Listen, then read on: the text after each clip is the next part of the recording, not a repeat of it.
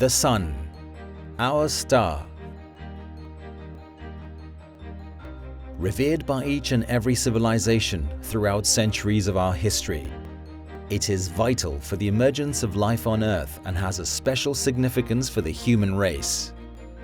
Since the dawn of their existence, human beings have tried to explain the hidden mysteries of this neighboring star and to influence its activity through different rites and beliefs from both mythology and religion.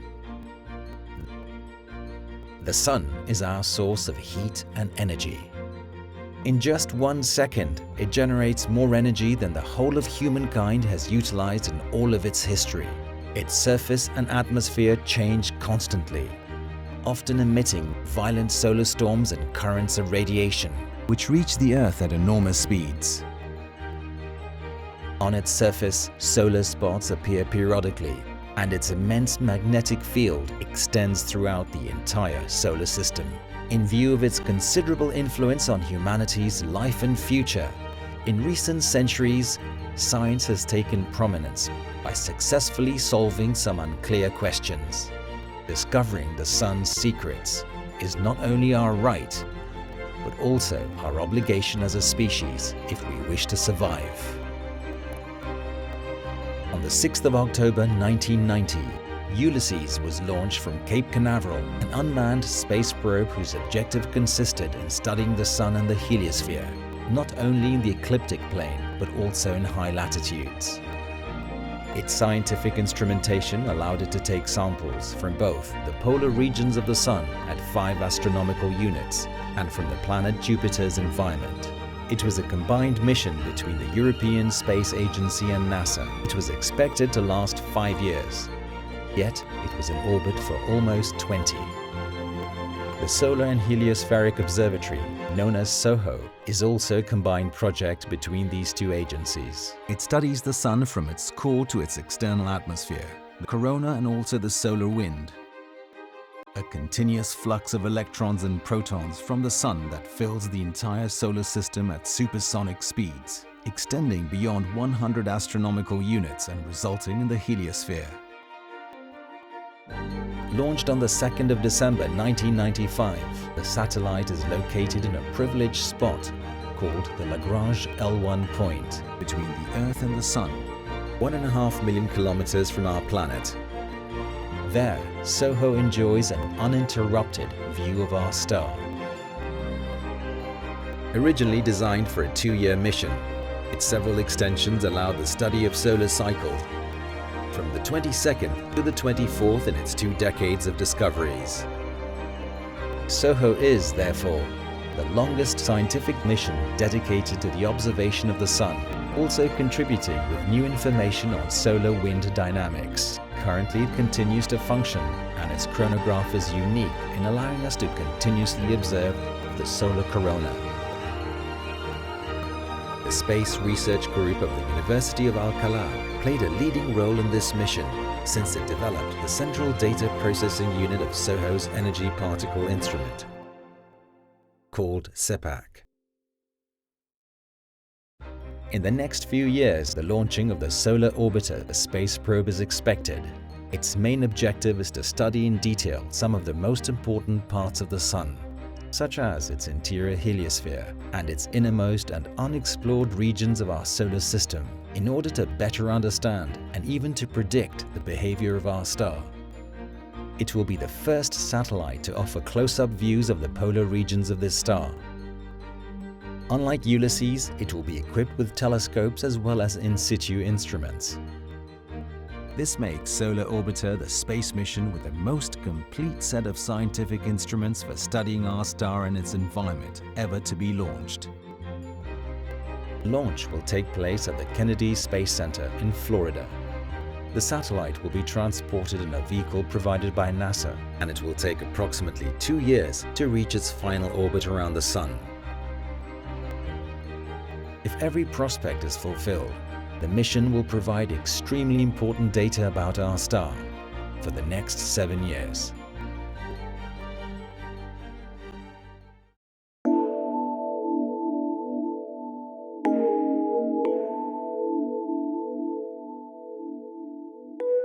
SolarOrbiter is a new combined mission between the European Space Agency and NASA. Therefore, together with the United States, numerous countries in Europe, such as Belgium, France, Germany, Italy, Spain, Switzerland, and the UK, are involved. Twice a year, the heads of the mission meet to inform not only about the advances achieved, but also about some of the problems encountered and the steps that will be taken to solve them. Different laboratories, institutions, private companies, universities and research institutes are also committed to participating in this promising and new international space mission.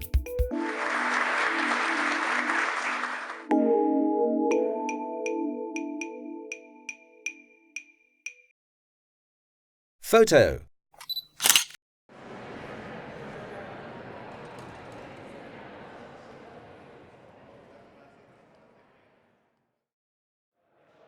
SolarOrbiter es una misión destinada al estudio del Sol y su influencia en el sistema solar, incluida la Tierra.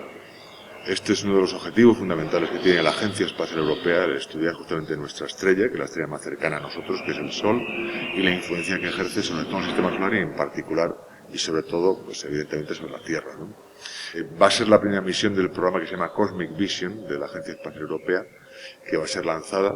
Y es un programa ambicioso que cubre desde, como acabamos de comentar, el origen del sistema solar o cómo el Sol influencia en todo el sistema, hasta el estudio de las galaxias más lejanas en el cosmos e incluso de la propia forma o que llamamos geometría del universo.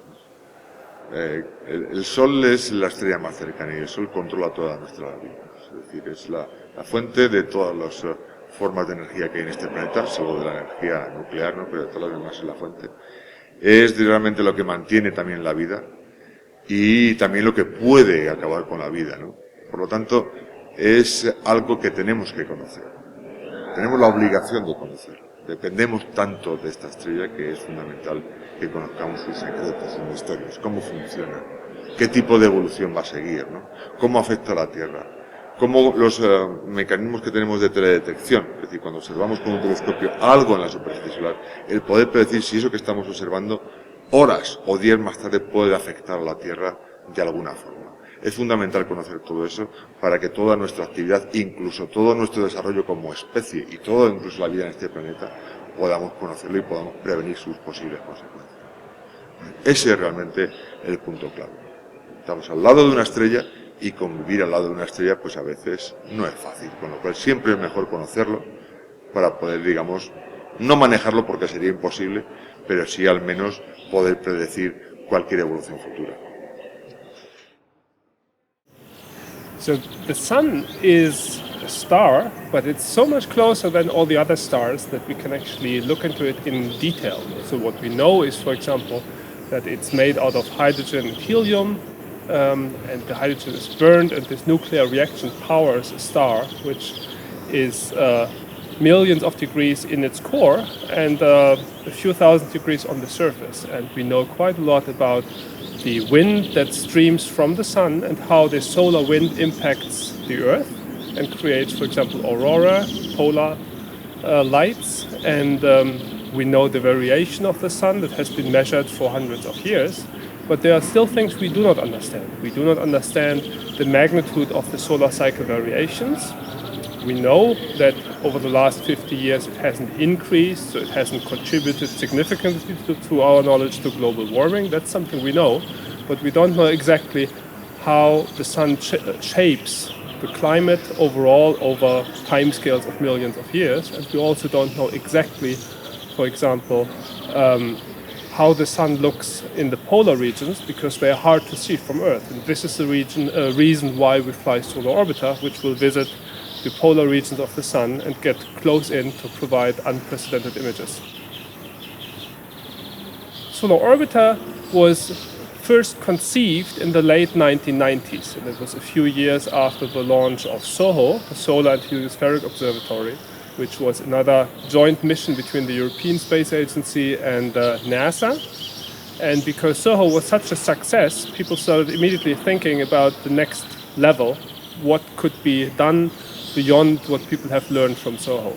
And there was a previous mission called Ulysses, which visited the polar regions of the Sun, but had no cameras. It was supposed to be accompanied by a camera bearing spacecraft, but that was never built. So there was always this gap of visiting the polar regions to better understand what's called the solar dynamo, which triggers the solar cycle and the variation of solar surface variations. And this is why we wanted to fly it. And the other reason was that we always felt it was important to get close to the sun to better understand the energetic particles that come out. Because the further you are away, the more mixed all these particles become. And if you get close into the sun, you can actually sample the pristine solar wind. This is why SolarOrbiter was conceived as a mission to get close to the sun, above the poles, and with instruments that contain both cameras that sample from far away and plasma sensors that sample in situ. SolarOrbiter en sí es una fascinante aventura humana, lo llamo así, porque nos vamos a arriesgar y estamos poniendo muchos esfuerzos para hacer cosas muy complejas que nunca se han hecho. Y eso lo vamos a lograr gracias a una combinación muy especial de instrumentos que por primera vez se juntan a bordo de una nave. Si no fuera por esa colaboración internacional, sería bastante difícil que un solo país lograra el desarrollo de cada uno de los instrumentos a bordo de la nave, porque en definitiva lo que hacemos es poner en común experiencias distintas y conocimientos distintos. Cada uno pone lo que más sabe y lo ponemos en común para lograr un objetivo igualmente común.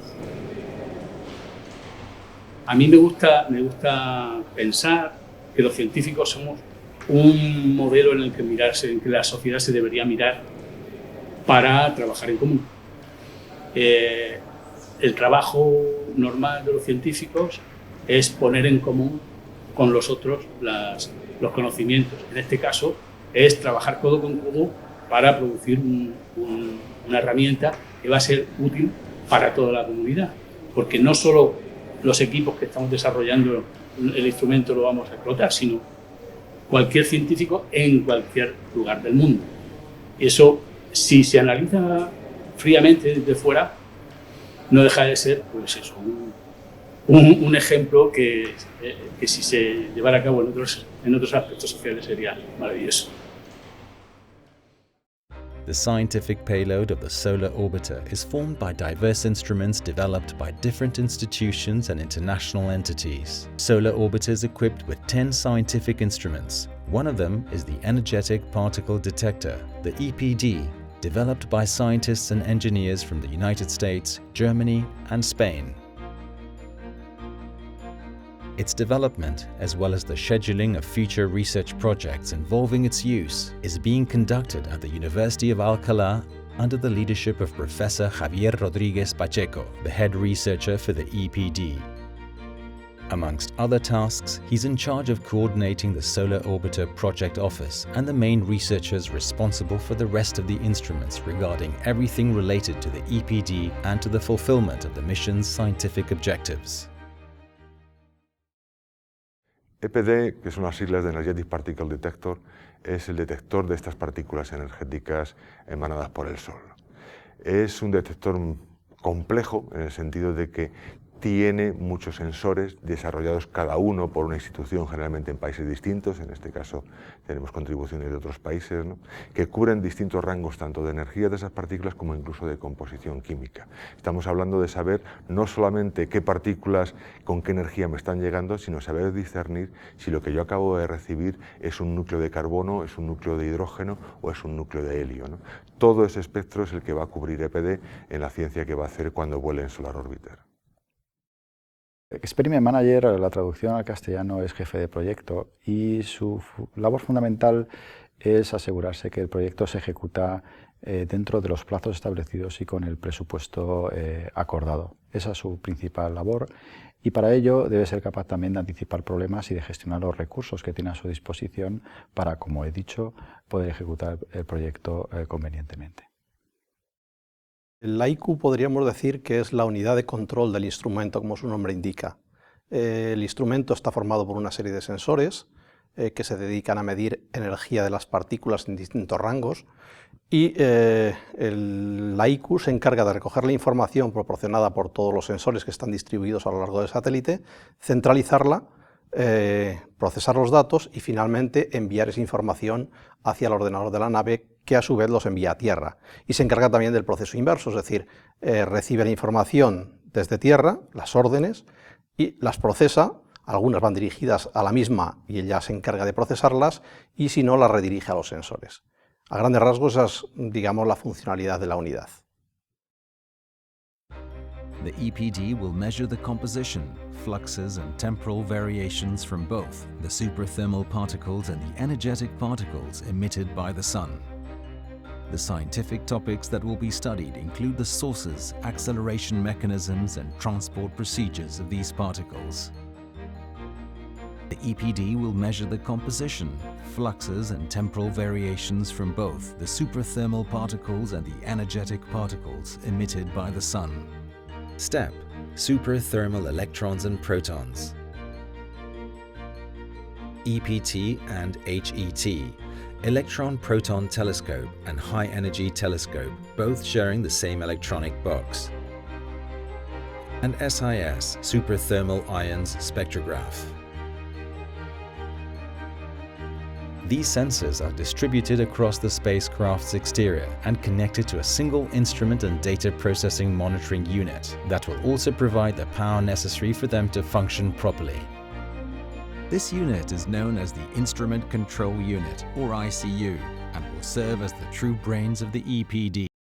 Cuando trabajas en un proyecto internacional en el que no existen fronteras, en el que da igual que el que esté a tu lado sea de Corea del Sur, alemán, estadounidense, si lo que único que importa es que está empujando contigo en la misma dirección, creo que eso es uno de los principales motivos que animan a participar en estos proyectos. Hay miles de quebraderos de cabeza porque es un proyecto complejo, como os podéis imaginar, pero siempre el proyecto ya no solamente de EPD, sino de SolarOrbiter, que engloba muchos más países, agencias espaciales distintas, desde la Agencia Espacial Europea hasta la NASA, agencias espaciales nacionales, todos, independientemente de nacionalidades, empujando en una misma dirección para conseguir abarcar o ampliar el conocimiento humano y en concreto el conocimiento que tenemos de nuestra estrella, con la que vivimos aquí al lado, es algo que por sí es una motivación suficiente como para embarcarse en estos quebraderos, ¿no? Y en estas aguas tortuosas como a veces son.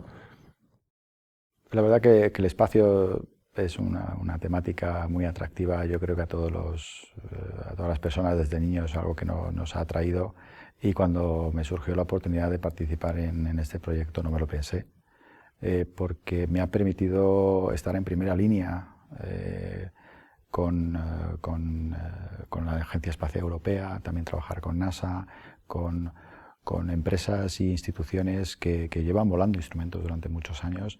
Y bueno, pues al final del proyecto voy a poder decir que hay una parte de mí volando cerca del Sol.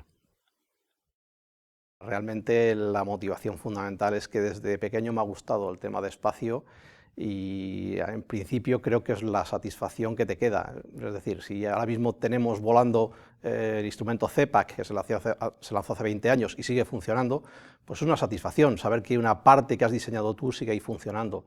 Hemos participado en otras misiones y nos ocurre lo mismo, es decir, al final sabes que has colocado un instrumento en órbita que sigue funcionando y que probablemente dure una cantidad de tiempo bastante importante ahí arriba, y que generaciones futuras podrán ver un poco qué es lo que hacíamos en el siglo XXI, ¿no? O incluso en el siglo XX. The results obtained through this research will be the key to understanding many of the Sun's and even the solar system's mysteries, which until today remain unsolved.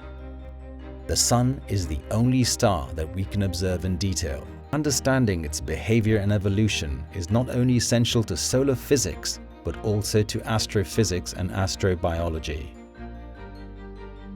For some time now, the space race has no longer been a constant battle for global geostrategic supremacy between powerful countries, and has instead become a collaborative mission involving different countries and in which each of them contributes according to their capacity, with no other ambition than to achieve advanced scientific knowledge. The Sun has captivated human beings since the beginning of their existence. The relationship between humanity and this star has gone through varied phases, from the initial notion of this celestial body as a deity to the view that it is currently the most important astronomical target for our society. A launch will probably be just another step on the road towards a potentially deeper understanding of this star. Such an adventure will certainly be joined by other new protagonists in the not too distant future.